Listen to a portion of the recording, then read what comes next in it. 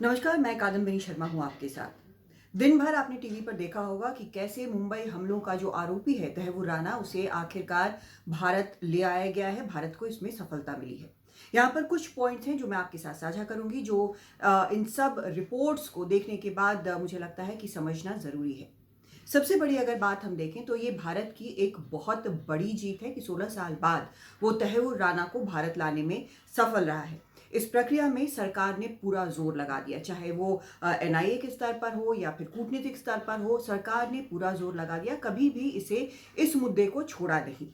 आखिरी वक्त तक तहव्वुर राना ये कोशिश करता रहा कि वो भारत ना आए, अपील पर अपील लगाता रहा, लेकिन उसकी अपील जो है वहां पर डिसमिस होती रही।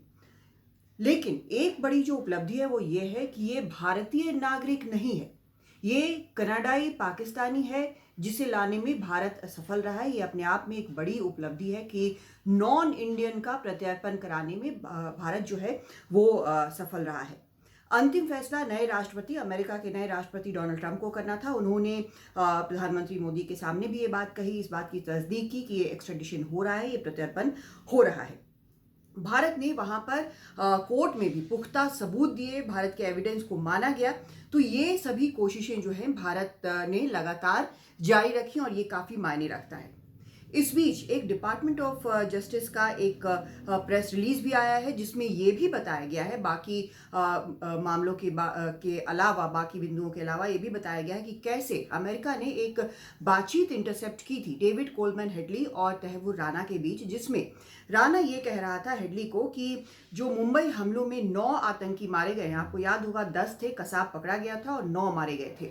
तो जो 9 मारे गए हैं उनके बारे में उसने ये कहा कि उन्हें निशाने हैदर मिले, जो कि पाकिस्तान का एक बड़ा सर्वोच्च सम्मान माना जाता है।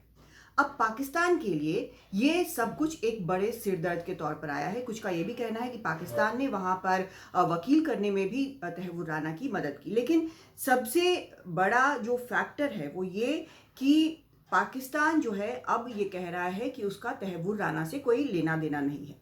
पाकिस्तान के लिए ये बड़ा सरदर्द क्यों है? क्योंकि आज की तारीख में वो दुनिया को ये बता रहा है कि असल में आतंक का वो भी शिकार है।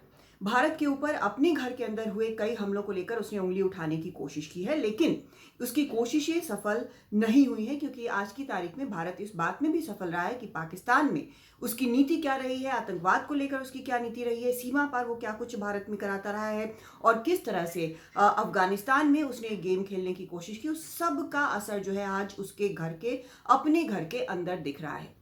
तो पाकिस्तान जो है इस बात से इतना परेशान क्यों है? क्यों वहां के विदेश मंत्रालय ने एक बयान देकर कहा कि वो पाकिस्तानी नागरिक नहीं है? वो वजह यही है कि पाकिस्तान को एक बार फिर डर है कि जो कुछ राज यहाँ पर तहव्वुर राना भारतीय जो पूछताछ होगी वहां पर उसके सामने खोलेगा, तो उसमें और भी उसकी बेइज्जती होगी। इसलिए पाकिस्तान परेशान है। लेकिन एक मसला और है। तो वो असल में मामला क्या है? वो मामला ये है कि पाकिस्तान में 2 डुअल सिटीजनशिप का प्रावधान है। तो इसमें तहव्वुर राना जो है उसके पास कैनेडियन सिटीजनशिप भी है और पाकिस्तानी सिटीजनशिप है। इसलिए पाकिस्तान के ये कहने का कोई मायने नहीं है, इसका कोई मतलब नहीं है कि पाकिस्तान का उससे कोई लेना देना नहीं है और पाकिस्तान का सिटीजन वो नहीं है, क्योंकि दोनों सिटीजनशिप तहव्वुर राना के पास है। लेकिन ये सवाल उठता है कि डेविड कोलमैन हेडली को भारत क्यों नहीं लाया गया, उसका प्रत्यर्पण क्यों नहीं हुआ? उसमें एक पेंच ये है कि अमेरिका के कानूनों के मुताबिक जब शिकागो एयरपोर्ट पर इन दोनों लोगों को गिरफ्तार किया गया, हेडली को और तहव्वुर राना को, तो हेडली ने सरकारी गवाह होने की बात कही। उसने अपने ऊपर लगे 12 आरोपों को मान लिया, वो अप्रूवर बन गया। उसने यहाँ तक कि राना के खिलाफ भी गवाही दी और कोर्ट में राना ने उसे एक सीरियल कोऑपरेटर कहकर डिस्क्रेडिट करने की कोशिश की, लेकिन वो हो नहीं पाया। उसके बारे में, हेडली के बारे में ये भी कहा जाता है, अधिकारी जो हैं कुछ ये कहते हैं कि क्योंकि वो अमेरिकन सिटीजन है इसीलिए भारत उसके प्रत्यर्पण होने का सवाल ही नहीं उठता है। दूसरी तरफ एक और बात जो अधिकारी दावा करते हैं, कुछ अधिकारी दावा करते हैं जो इस केस को बहुत करीब से जानते हैं, वो ये कि असल में हेडली जो है वो डबल एजेंट है, इसलिए उसके भारत आने का सवाल ही नहीं उठता था, उसके प्रत्यर्पित होने का सवाल नहीं उठता था। लेकिन तहव्वुर राना को भी 16 साल के बाद यहाँ पर लाना अपने आप में बहुत बड़ा अचीवमेंट है, लेकिन अभी इतना काफी नहीं है। एक जो सवाल उठता है इन सब चीज़ों से वो ये कि 26/11 जैसे बड़े आतंकी हमले के बाद भी जो उसके आरोपी जो हैं उन वो कौन है ये साफ होने के बाद भी सहयोगी देश एक दूसरे को इस तरह से सहयोग देने में इतना वक्त क्यों लगाते हैं। हर अंतर्राष्ट्रीय मंच पर समझौतों में आतंक से लड़ने की बात की जाती है, लेकिन जब असल में सहयोग का मामला आता है, जब इस तरह की कोई चीज आती है तो क्या होता है, सेल्फ इंटरेस्ट बहुत ज्यादा हावी हो जाता है। देश अपना अपना देखते हैं कि वो क्या कुछ उनके ऊपर असर पड़ेगा।